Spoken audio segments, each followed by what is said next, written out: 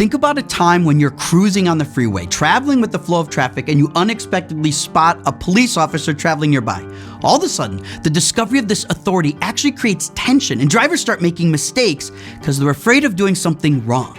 People tighten their steering, they start braking erratically, and they are looking in every mirror instead of the road, trying to drive perfectly. See, when you insert more layers of authority around well-intentioned people, you often invite two problems. First, some of the people who have the authority feel that they need to wield it in order to be seen. Even though we're all traveling together, someone's gonna get pulled over. And second, those that live beneath the authority feel like they're being scrutinized in covert speed traps even when they're being productive. Sometimes this relationship inspires the wrong people to seek promotions because they'd rather write tickets than receive one.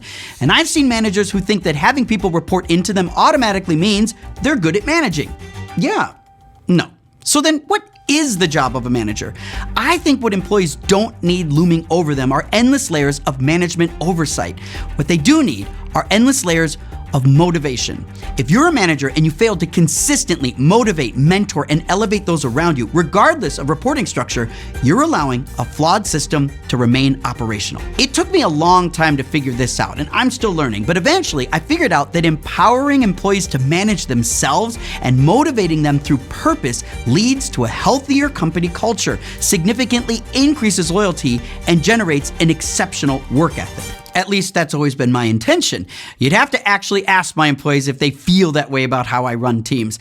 But as important as it is to create an environment where empowered people can freely provide input, sometimes you get advice that you should not take. So how do you know the difference? An example of this is several months ago we were fundraising pre-seed money, and I had lunch with a representative of a reputable venture capital firm. That VC liked our idea and gave us some important feedback. They told me, don't hire a designer. Instead, let the engineers design a minimum viable product as quickly as possible so you'll be able to discover product market fit in less time. Complex design this early will only hold you back. Since this group is very successful, this was advice I considered taking. But my brother Peter bought me a book called Inspired by Marty Kagan. This book is about how to organize teams in order to build software products. In it, Kagan suggests almost the exact opposite, that good products are defined and designed collaboratively rather than sequentially. He warns that you should not let product managers, designers, or engineers work independently, or you risk building a minimum viable product that requires massive revisiting after customers try it out. I agree with Kagan. We're building a product for creative people, which is a niche category. So we want to build a soul into the tool that resonates or possibly even reflects the people who use it. Will we get that right on the first try? Probably not, but I can promise you two things. We're aiming high, and we believe in capturing feedback early and often, which is what this series is all about. By understanding who you are and collecting your feedback, we're trying to design Strada to look, act, feel, and function the way that you work every day. Entrepreneur and founder of Y Combinator, Paul Graham, said, it's better to have 100 people that love you instead of 1 million people that sort of like you. And so we decided not to take the advice of that potential investor. Yeah, we probably lost that opportunity for funding, but we believe the experience of our product cannot be decoupled from its features when it comes to people like you. And so it's time to take our research, our product functionality, and our wireframes and put them into a design that represents how real creative people work. When companies copy a bad idea enough times, the bad idea eventually becomes the gold standard. That's why we're approaching design with the eyes of a child. A good design circulates beyond the visual look and feel into layout, interaction, and flow. By structuring Strada engineering, design, and workflow experts to work together, we think we're coming up with something different. And it's time for Neil and Austin to show us how we're tailoring Strada exclusively for creative use. The last review, we looked at the app wireframes, and we didn't have anything in color. Kind of had to start by going back to the basics, which was what we did for the website. How do we have a design system so that we're not having radii conversations over and over and over again? So we're going to have them today, and then we're going to hopefully put them to bed. Back in episode 6, our head of design, Neil Ishibashi, discussed what inspired the brand, look, and feel of Strada. But what goes into a website might not be the right fit for a product. One mistake some companies make is they design their apps too bright. The brightness of an app background means you have to lower your screen brightness, which affects the contrast and color of images. Some apps are actually designed on white backgrounds. White. When you literally use an app to judge things like color and contrast, the lack of color and brightness is critical. Sure, it may look a little less visually appealing, but it's more important that you can trust what you see. Today, we're gonna kind of make everything come to life. Here's the color palette minus some of the really bright and vibrant Cali colors, intentionally removing those because we don't want to draw attention to the UI, we want to draw attention to the content. I like what you decided to do with the muted gradient in the right. Yeah, so when we get into actual media getting selected, that'll fade back because we want it to be dark when you're previewing it. Really what we kind of want to get buy-in on is like, are we capturing the right essence visually? Typically when you see an overlay design like this, it's just like a black scrim and it's kind of semi-opaque. We've kind of blurred the background as well now, which I think is really nice. It gives it a sense of depth. And then incorporating this sort of fine stroke that picks up on the colors that are kind of bright over here. I do want to share this view as well, where we're starting to kind of scale how much media is shown here. This is collapsible so that now it just turns into icons with hover states.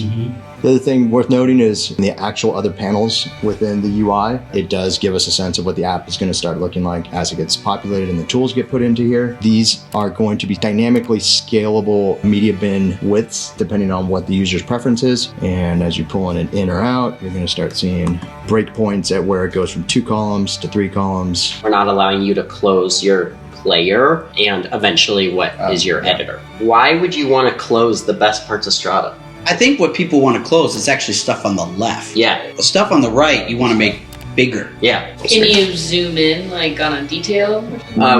We haven't designed player yet. That's on the roadmap. Most cloud products that work with media not only display your assets, they also have to store them. That's why the cost of your subscription includes how much storage you have. I don't like that structure because no one wants more cloud storage bills. No single product solves all your problems, and people don't want to be limited to just one cloud solution. And while most products follow this structure, we think we can do better. Instead of being a cloud, Strada acts more like an airport. Strada is like the air traffic control tower. Planes are like different cloud subscriptions, and passengers are the assets. These clouds can come into the Strada airport, and Strada will safely and securely connect them to runways and terminal gates. Assets can then transfer from one cloud to another, regardless of who actually owns the cloud or who pays for it. The reason this is important is because creatives are constantly interconnecting between their personal work, their freelance work, and other work with employers. By connecting clouds together, Strada is the ultimate version of bring your own storage, and you can instantly leverage Strada's features regardless of which cloud the assets live on. Speaking of connecting, let's add a frame drive. So like I said, once you log in or you want to get authenticated, you go to that new tab. Now that it's cleared, you see your accounts. Seeing a Google Drive in a Frame.io directory independently authenticated and connected with storage from both searchable together is amazing. So you're saying you could move files between drives on this? Yeah. Yes. Oh, that's cool. When it comes to your real life, there's only one version of you. But when it comes to logging into cloud applications, we all have multiple personality disorder. As far as the internet is concerned, your email address is how you are identified. You need login credentials for your bank account, your airline status, your health insurance, and all the professional applications you use to work. But there's a problem when you have multiple email addresses tied to a single product. When that happens, you have to log out of the app and then re-log back in with different credentials in order to gain access to all your assets. Since you are the same person, I think this is a massive flaw in product design, so we decided to fix it. When you log into Strada, you are always you. So you can add additional email profiles to a single account, and you have access to any and all of the material associated with all the emails that are tied to it. What's more, you can log into Strada from any of your email accounts. With Strada, you'll never have to log out and log back in to change your access permissions. You can see here I have Austin's account and Austin's verified account. Like I have access to 2 accounts. When I hit confirm, now all 3 email addresses are under one account. For more than 25 years, we've associated Google as the benchmark of intelligent and rapid search. But when it comes to search reliability and professional tools, creatives are about as far from Google as it gets.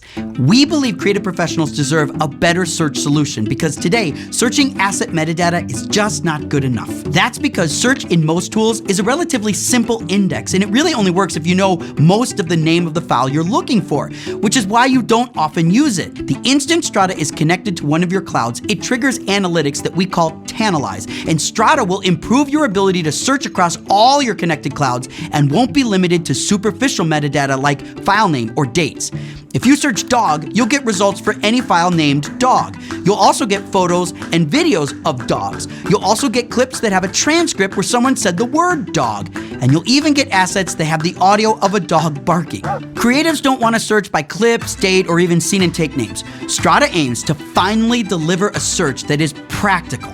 The phrase metadata, this is an interesting, it's a trap. Metadata, people think, Or filtering. is like clip information. If you've somehow taught it to look for Andrea, you'd click on people, somehow it would pop up a, what do you want to filter by? And then you type in Andrea and it filters out the clips that meet that criteria. Yeah, so this is a way to modify the analytics, but also we're going to have this whole area here look under the hood. So you'll start to see a connection between, okay, this person is in this clip from this moment to this moment, and that's part of what we looked at before as far as like the whole analysis area. So the first thing we're doing is getting thumbs, and then we're making proxies, and then we're analyzing, and we're transcribing, and all of that kicks off just by connecting your drive. Even if you had 10,000 assets, it's done a couple of minutes. Just like extreme speed that you are kind of like jaw drops, like, I just connected my drive a few minutes ago, and now I can search by any word. What an editor or a story producer or VFX, this is all they do is poke around for something. Right. All day long. Right. We'll knock down your search by 25%, 50%, 75%. People just move. There's one of those KPIs we need to have. Somehow we could calculate time loss, search reduction in time. You can be messy because if the search is good enough, you don't need to be organized. Wouldn't it be great if we could just let the user decide how they wanted it arranged, and then you wouldn't need to be so rigid and follow these rules? What about like a favorite? Like a favorite asset? Like no one uses iPhone folders, but everyone uses the favorites to find their best, or I do at least, their best pictures, like the little heart. Yeah. If you were working in a team, is it your favorites or is it you and Michael's favorites? I think it would be your team favorites, so then your producer can be like, oh, I did find that shot, and I put it in our favorites. It's a team favorites, and it's identifying who favorited it. Great job. Very good. Really good. Okay, let's get back to work. At Strada, we're not just trying to build a new tool, we're trying to build a whole new way to work. At the time of writing this script, we're literally turning on the media pipeline, literally in this room. And I want to show you one of our first practical tests. Almost everyone transcodes a file from one type to another. So how can Strada help save you time through transcoding files? Well, let's try some. We'll take a ProRes 4K file from a recent shoot and convert it to a high-quality 4K 10-bit HEVC file. The source files here are ProRes HQ, so they're 10-bit, and while the bit rate is between about 600 and 800 megabits per second. As a benchmark, let's first take these files and put them on a drive capable of over 4,000 megabits per second and write them to an SSD for a best case scenario. I'm using a 2023 MacBook Pro. So let's go over here. When we start rendering this in Resolve and Final Cut Pro and Premiere Pro and Media Encoder, my M2 computer is able to render between 52 and 56 frames per second. That's actually not that bad considering it's a 10-bit intra-frame 4K file that's transcoding to a GOP 4K file like HEVC. So that's actually pretty good for an M2. But now let's try the same file in Strada in the cloud. I've already connected my Dropbox account to Strada. So when I render that file in Strada, well, I'm able to do that at 158 frames per second. That's actually 3 times faster than the M2. That's a huge difference. But here's where things change. A local machine like my M2 can only render clips in a sequential line. So we're limited to one after the other, even though we're able to do more than 50 frames per second. Now, if we think of 2.5 hours of dailies, well, how long would that take? Because a lot of us will shoot 2.5 hours of dailies, right? Well, on the M2, at these frame rates, that's gonna take 65 minutes to render. That might be okay, but the cloud is a virtually infinite space of clusters, and Strada computes in parallel. So we can actually take 50 different computers that can work together. So we can render 50 assets at the same time. So 50 assets at the same time on a single user. If we take 50 and we multiply it by 158 frames per second, we get 7,900 frames per second. So what does that equate to? Well, 7,900 divided by 24 is 329 seconds per second. Strada can render nearly 5.5 minutes of footage per second. So how does that turn into something practical? Well, if you had to shoot 50 assets, 50 takes, let's say you have 50 takes and they're all 3 minutes each. So that's 2.5 hours of footage. Well, on the M2, that's gonna take 65 minutes to render. But 50 takes at 3 minutes on Strada, that's able to render 329 seconds per second. Well, that means Strada can actually render 2.5 hours of footage in 27 seconds total. So that's more than 100 times faster. This is just the beginning of what we're being able to build. And everything we're doing is built to be elegant and easy and practical. As you can see, this idea is starting to come to life. And we invite you to sign up for Strada and become an early adopter. Our goal is to release a private beta near the end of January. So if you're interested in testing, please let us know so we can capture your input and continue to equip Strada with the features that you want to improve creative control and up-level the quality of your work.